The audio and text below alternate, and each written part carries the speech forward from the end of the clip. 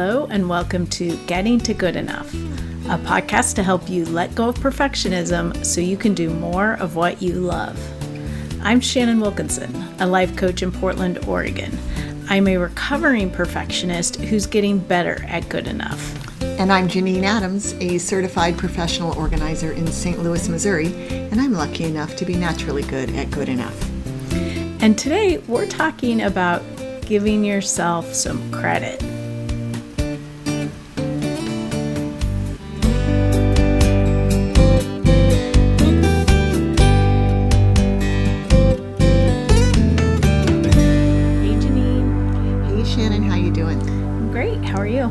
I'm good, thank you. Excellent. I had my house deep cleaned last week by professionals, and I'm enjoying the results. All week it's just been so nice. Yes. Wow. I never even thought about having that done. Yeah, it's a nice thing. Even our basement, we had them clean our basement, our unfinished basement. Really? Yeah. Oh my gosh. Yeah. Well, your unfinished basement is very well organized, so it would be relatively easy to clean. Yeah, compared to most basements, right? Although it was pretty dirty, and I didn't want to clean it. Right. Yeah, I don't want to clean my basement either, but it's too cluttered. Yeah, yours would be a little harder to clean. Yeah.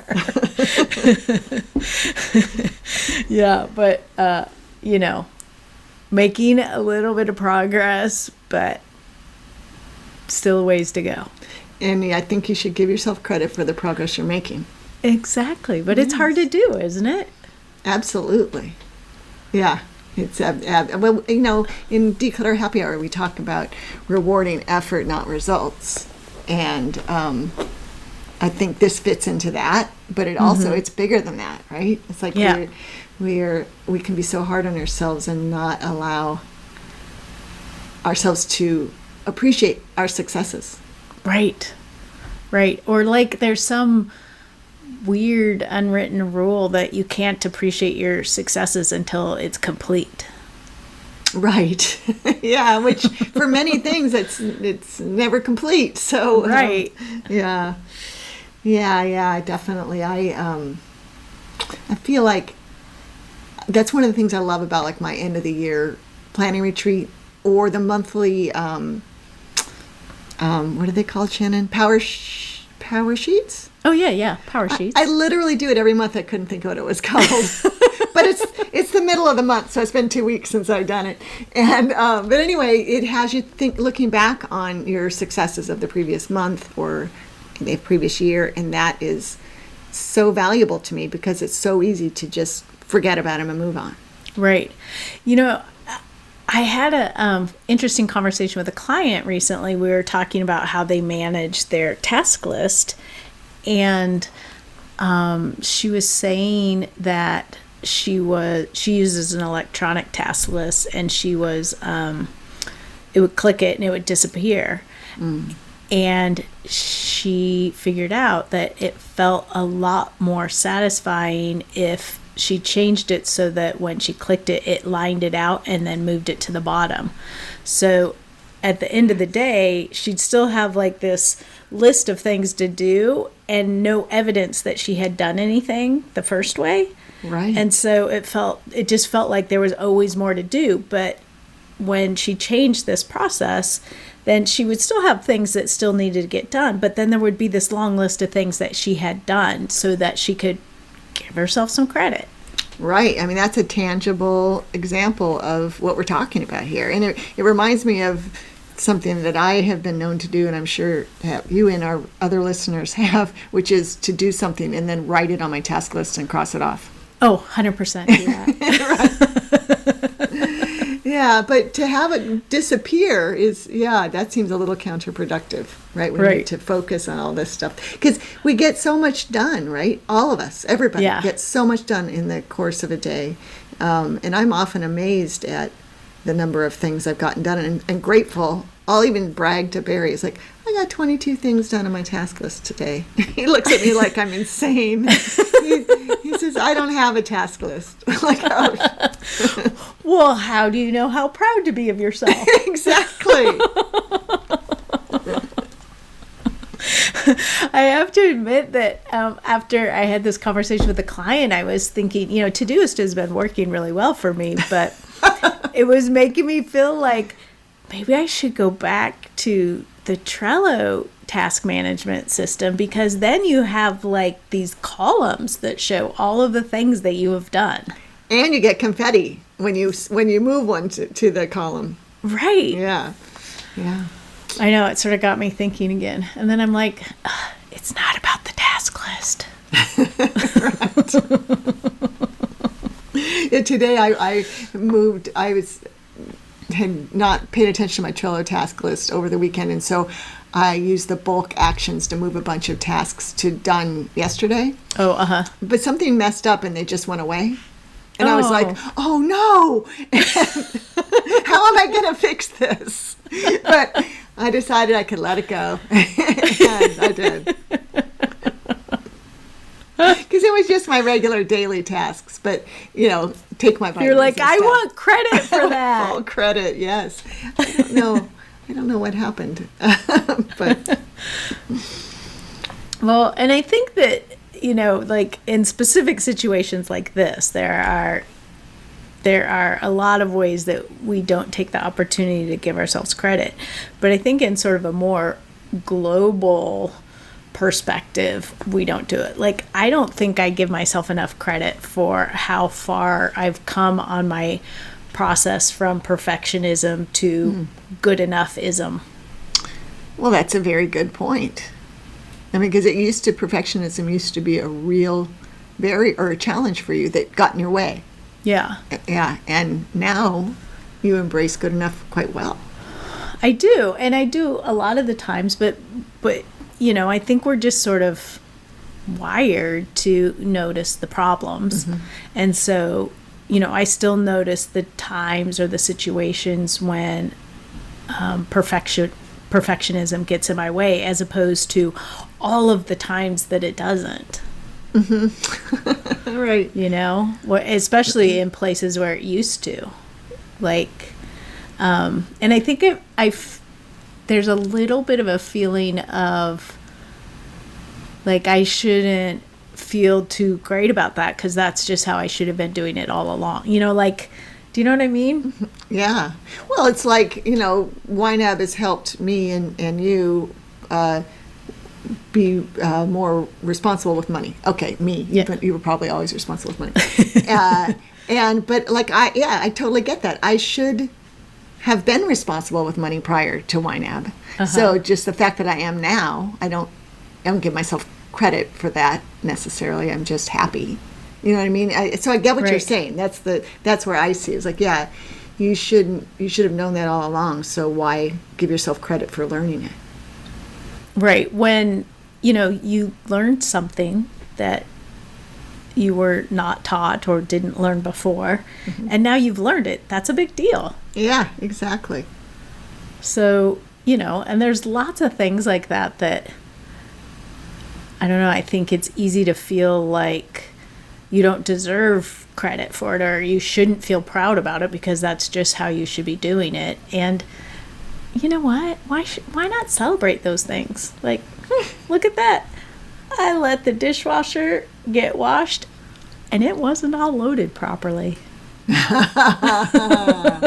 look, the dishes are quite clean.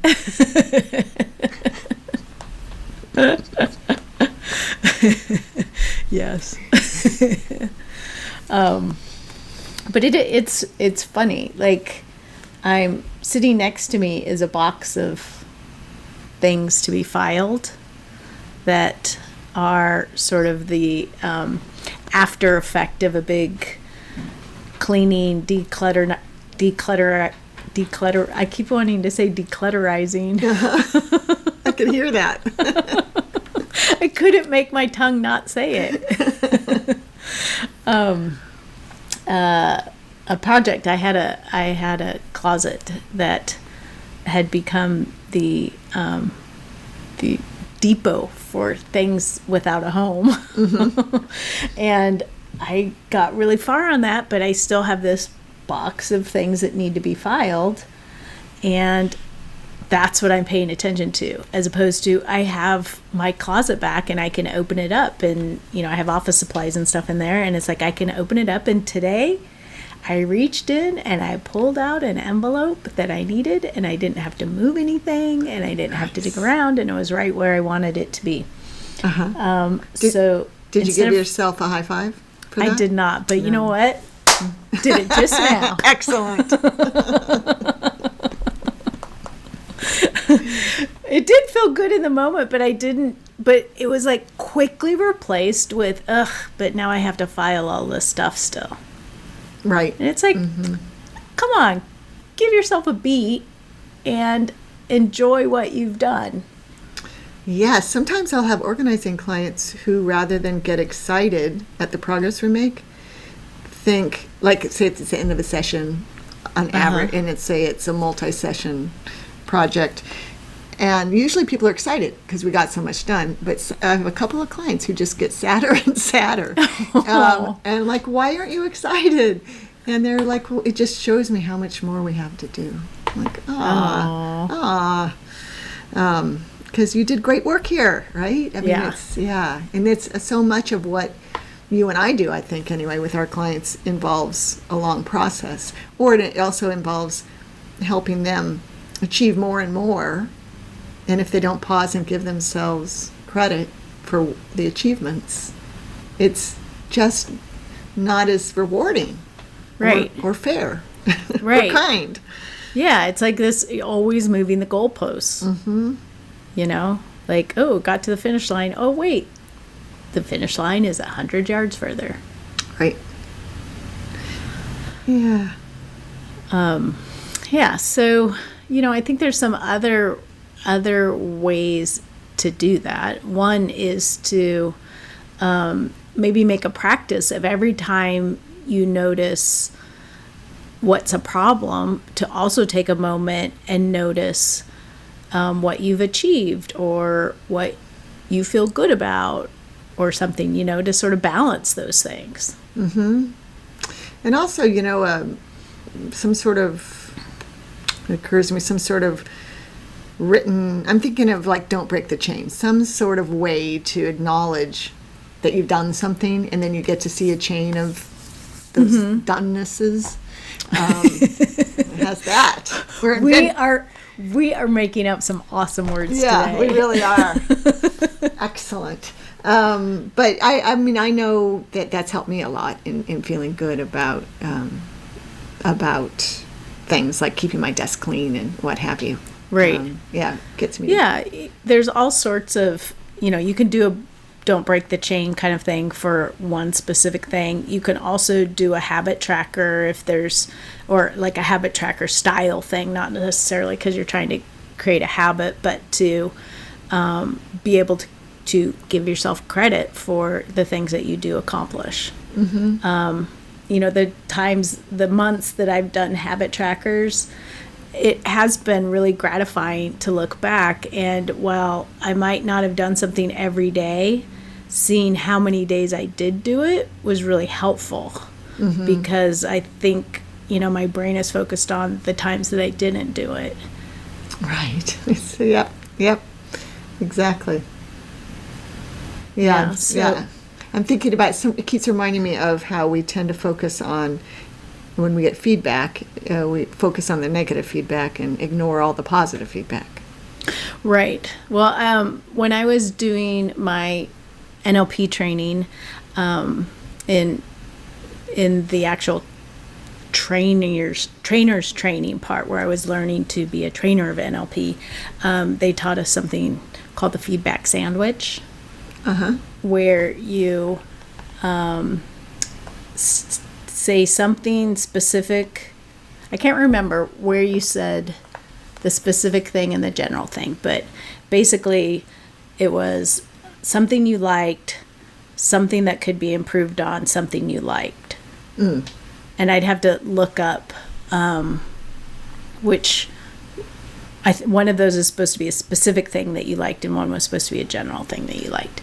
But you have to look up which piece of bread was general and which was specific. Yeah. Yeah. And I used to actually do this as a weekly practice on my blog. And I would give myself a feedback sandwich where I would say, something general that I liked about my week or that I did or whatever, and then something that I wanted to improve on, and then another thing that I liked. And sandwiching the feedback that way is so helpful. Kind of protects you from focusing on the negative. Right. And it feels more constructive. Mm-hmm.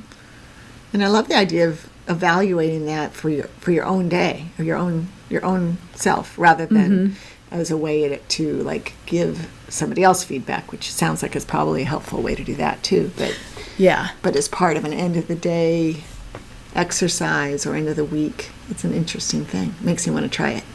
I know, it makes me want to go back to it too. Well, we'll put a link. Hopefully, we can put a link to a blog post with an example of the feedback sandwich. Yeah. Into the show notes. Yeah, absolutely, we can do that. Yeah, and then part of the fun was coming up for names for my feedback sandwiches. Like sandwich names? Yeah, of course I can't think of any off the top of my head, but wait, I'm going to look it up because some of them were funny. We'll include the first post I did on it, which the blog post title is Hungry for a Change? Try a feedback sandwich. Nice. Good, right? Yeah. Yeah, excellent. I look forward to reading it. Yeah, I'll include a link to that. But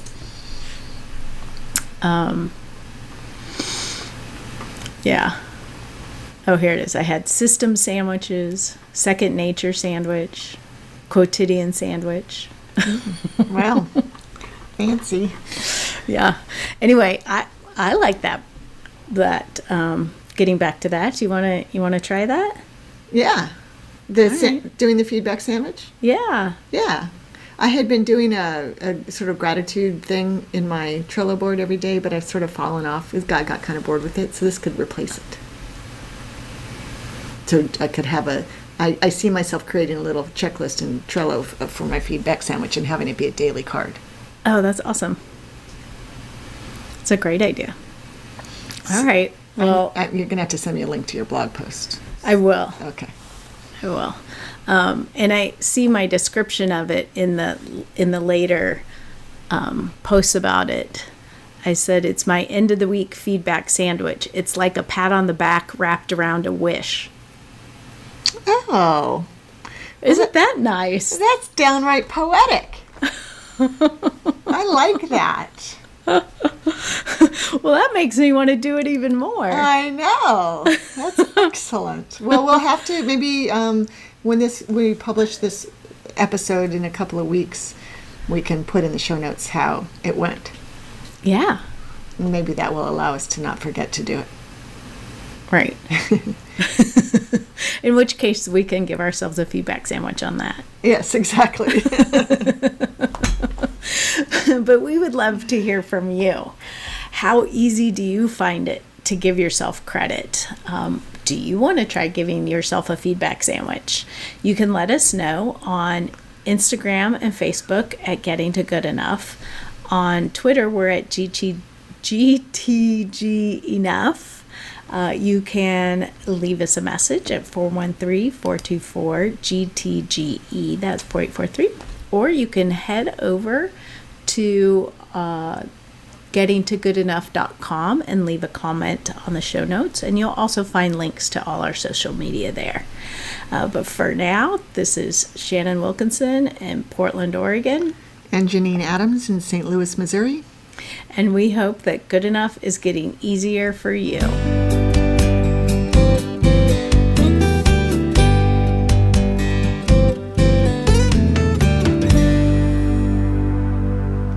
Well, now I'm kind of hungry. I think I'll go have a sandwich. Yeah.